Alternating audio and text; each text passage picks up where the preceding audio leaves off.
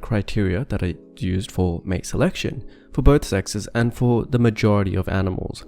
It's up to debate as to whether love at first sight truly exists, but I think we all know it's a bit more obvious when it comes down to attraction at first sight. You're either attracted to them or you're not. With that in mind, individuals who are physically attractive tend to have more options when choosing a mate and have more opportunities to pursue a good quality mate. This is one of the underlying tenets of the beauty and cosmetics industry, who seek to identify and market the cues and predictors of facial attractiveness to make those tips and tricks accessible to a larger population. Researchers have identified a number of cues in facial health and attractiveness, including averageness, symmetry, sexual dimorphism, all things that we've talked about in the past, but there is also an additional concept that we haven't discussed, which is the value of skin condition and the importance of recognizing facial health and attractiveness through the quality of your skin. Facial skin texture and, more importantly, color play an important role in observers' judgments of apparent health and have been linked to aspects of physiological health, including fitness, immunity, and fertility. Existing research has confirmed this phenomena for Caucasian populations, with smooth and bright skin indicating fertility, fitness, and health, which has led to the popularity of foundation and blush in the makeup industry, which aim to mimic exactly that: a homogeneous skin smoothness through foundation and increased blood flow through blush. Now, we've talked about the makeup aspect of this topic in more detail in our video on why the Egyptians wore eyeliner and the video on blushing can make you more attractive. However, in this video, we're going to put more emphasis on the contribution of skin texture to the perceived health of faces, and instead of a Caucasian population, we're going to look at the other races, starting off with an Asian sample by Tan et al. 2017. This particular paper, which was funded by the schools of psychology from Southeast Asia and Oceania, explored the contribution of skin texture and color to the apparent health of Malaysian Chinese faces. As background research, the researchers recognized why skin smoothness and color have such a strong correlation to raters' judgments of health. It turns out that skin color and smoothness directly correlate to the skin blood perfusion and oxygenation, which predicts physical fitness and cardiac health. This smoothness and rich color in the face also directly relates to the concentration of melanin in the body, which is associated with a healthy immune and reproductive system. In particular, skin with a sunburnt look were not perceived as healthy in Stephen et al. Study, which looked at Caucasians, and Han et al. 2018, which looked at mainland Chinese populations. Unnaturally high melanin, beyond what you'd expect for that person's phenotype, due to excess sun exposure, filters out much of the UV that's needed for vitamin D production. And so this lack of vitamin D production is associated with reduced emotional well-being and increased musculoskeletal pain. Much of those with lighter skin tones, say in the harsh Australian outback, such as miners, fall prey to skin cancer, with Australia having one of the highest rates in the world.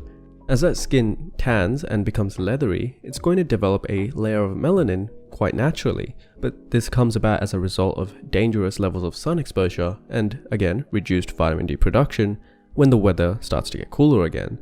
A similar problem is seen in those with darker skin, such as the American black population, where vitamin D deficiency is especially high for that group, so it's understandable why in many of these cross-cultural studies, melanin was seen as a perceived health indicator, even though it isn't necessarily true nor accurate for everyone. In fact, there are many facial cues that we use to infer about a stranger's health. However, as Coetzee et al. Defined in 2009, it has to actually have a link or a direct link to physiological health to be really considered a metric that we can use for facial attractiveness. While we may assume that someone with sunburnt skin is not exactly healthy, the burn does heal quite quickly. However, say the sunburn creates a visible melanoma, which then develops into malignant cancer, well, that's a different story, and that indeed is a very visible indicator because it's on your skin. In that case, that could be a negative for your facial attractiveness and your perceived health. So with keeping this analogy in mind, let's go back to the original study on skin smoothness. Tan et al. Looked at simple correlations between well-defined factors of skin smoothness and their relationship to judgments of attractiveness by raters. As Asia represents a huge diversity of cultures and ethnicities, the researchers only looked at Malaysian Chinese faces in order to limit the influence of diet and potentially activity levels on the results of the study. So 53 students were recruited and had their photo taken. From this, their skin texture were rated on 3 factors. An independent sample of raters made a judgment on the perceived health and the perceived attractiveness of every face, and then made graphs to represent relationships between the amount of a particular skin factor that was displayed and how this affected their facial attractiveness. If we look towards factor 1, it can be seen on this graph that larger values of this certain factor directly relate to a higher perceived rating of skin health. As well as this, the same factor has a very similar relationship to overall facial health, showing how influential the skin can be in an overall judgment of the face. But just what is factor 1?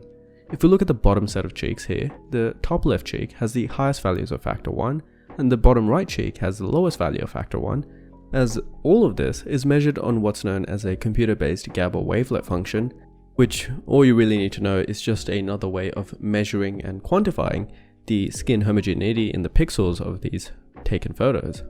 A very dumbed down way of understanding what factor 1 represents is just a lack of contrast in the overall height between the bumps and the rest of the skin, or in other words, it's just the most smooth skin tone. That being said, skin is one of the most malleable facial features, having the continuous ability to change color and smoothness on an almost daily basis, while also being extremely prone to acne and inflammation. With that in mind, our skin is perhaps the most accessible element of our face that we can readily and cheaply improve upon without expensive surgery. This is incredibly important when we recognize how influential our skin is in these conditional judgments of attractiveness, as we're going to go on to in just a second. But before you get into that, it may be worth for you to check out our earlier videos on skin that look at the effects of sun damage in terms of speeding up the aging process, the negatives of acne and inflammation on ratings of attractiveness, and a number of other terms and terminologies that are going to make more sense for this video if you watch those first. While you're doing that, I think you should also hit the like button, or else the bad skin fairy is going to come and get you. Looking back at our study, there is a significantly large and negative correlation between perceived skin health and factor 2 of skin texture, and a correspondingly significant large negative correlation between this factor and overall facial health. Essentially, the more of factor 2 that a participant displays, the less attractive that they are rated. Factor 2, again, is a similar wavelet function, and it basically represents the amount and the size of the imperfections or blemishes that your skin would have. Once again, quite a seemingly apparent conclusion to draw, that the larger the multitude and size of your imperfections, the lower the skin and face health will be rated, and this is partly because, as we looked at in the previous video on acne, humans are very, very disease averse. If there's one thing we're scared of, it's diseases, and acne is a bacterial infection, and so we stay away from it. This particular conclusion on having many and large blemishes on your face is quite cross-cultural. I mean, it's a biological thing. Over the 3 videos that Kuvs has made on skin, we've seen very strong consensus in the research that having rough skin is a very big no-no. And a lot of this has to do with disease and pathology and how we've evolved as a species, being very hypervigilant to detect skin abnormalities. Third and final skin texture related factor that we're going to talk about in this study has a similar but less extreme pattern to factor 2. This is a significant correlation between higher values of this factor and lower values of overall perceived skin and facial health. In other words, it's something you don't want to have. If we look towards the diagram for factor 3, with larger values represented in the top left corner and lower values in the bottom right, we can recognize that low factor 3 values represent skin homogeneity, and this is a function of skin color and texture. On the flip side, high amounts of factor 3 can relate to a lack of internal consistency of the skin itself. When we look at the general factors of facial attractiveness and of averageness, of symmetry and dimorphism, it makes sense that consistent and average skin, in the sense that it is smooth as it's a combination of many different skin patches of different people, then obviously it makes sense with the existing literature that's been proposed ever since the 1950s on evolutionary biology and humans preferring disease-free skin. However, there is a silver lining that we can talk about. In each of these studies, there's a continuous outlier that we can see in all of these graphs. Scientific research always seeks to find patterns in the general sample so that they can make generalizations about the larger population. But just like that, scientific research will also never be able to fully recognize the individuality of each participant.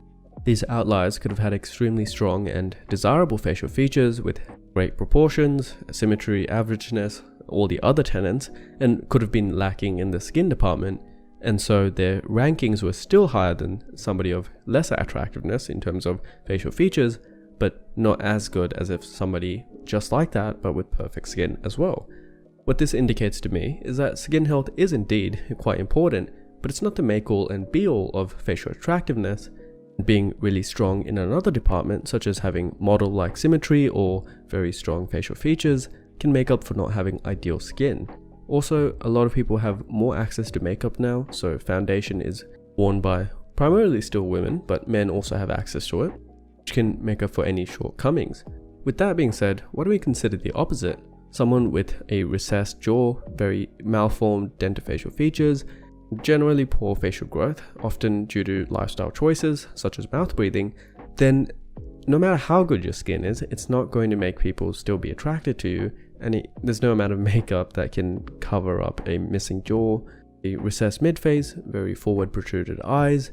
You may think that I'm exaggerating, but we looked at this exact question on jaw prognatism, where participants post and pre-surgery were rated on their attractiveness, and unsurprisingly, once these people with misaligned jaws got their jaws corrected, their attractiveness went up by a full 3 or 4 points, which is huge. And so if your only cosmetic issue is not having clear skin, then consider yourself quite lucky, because it could have been a lot worse. By now, you probably think that skin homogeneity and color are the most important things, but there's actually some other factors to consider as well. Coetzee et al. 2012 and Stephen et al. 2011 considered skin color on apparent health for Black African populations.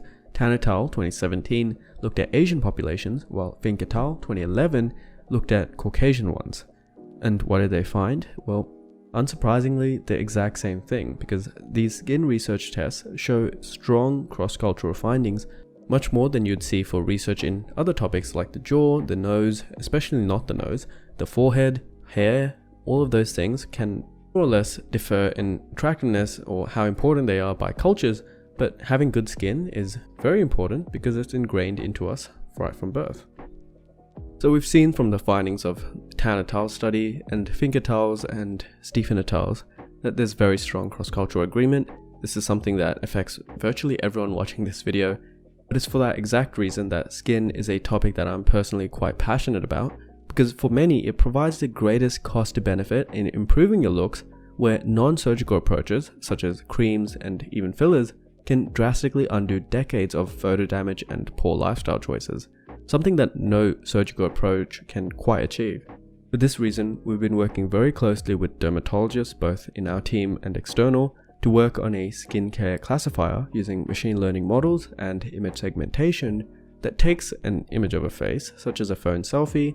There's a ton of pre-processing to get the skin regions that we need in the accurate resolution, and then has a dermatologist identify everything they can from that patch to train a convolutional neural network. So basically the dermatologist's knowledge is being transferred into a computer-based application. Many of you have outlined your concerns in the poll that we put up earlier, which is great. I'm glad to see so much diverse criticism, because criticism is good, especially in the development stage. One of the most important things that I kept saying was the lack of diversity, which is what everyone has a concern about, because there are so many skincare applications and machine learning programs that just don't cater to dark skin or Middle Eastern, Latino, so on and so forth. So that's definitely been our top priority in making a very sophisticated clinical classifier and a very high accuracy, but using datasets of Black, White, Latino, Middle Eastern, East, South, and North Asian faces, and then combining their features together using a generative adversarial network to get every possible face in between those geographical races. So, say your face is somewhere between Mongolian and Russian, then if we combine the two faces, we'll get some kind of a mix between those two. That's the approach that we've taken, and this is a very new approach. I've only seen it in the research literature since 2020, and for us it's a race against the clock to put out research on that and show that it can actually be used as a viable way of increasing datasets and creating every type of ethnic face possible. Skin classifiers aren't actually new. Olay has one, Pons has one, but their versions are very rudimentary, and frankly useless, because if it's not accurate, there's no point using it. Won't go too much into detail into how exactly we're building ours, because we're using a completely different approach to be much more accurate and have much more features. But just for now, just know that it's in the works, and we're hearing all of your concerns, and we're working to make something that's very inclusive, very accurate, and very useful for dermatologists, and then secondary for retail users just like you guys. That, I'll end the video. So if you're interested in knowing more about this project that we're working on, or any of our machine learning and AI projects, you can visit the website and try our skincare version 1 prototype, which was talked about by MIT, BBC, and a number of different outlets. If you want to visit the website, get a Coo's aesthetics report, and get your skin assessed by our team of dermatologists and doctors, you can also do that. Or you can listen to our beauty podcast, where I bring in guests and we talk about different aesthetics issues on Patreon.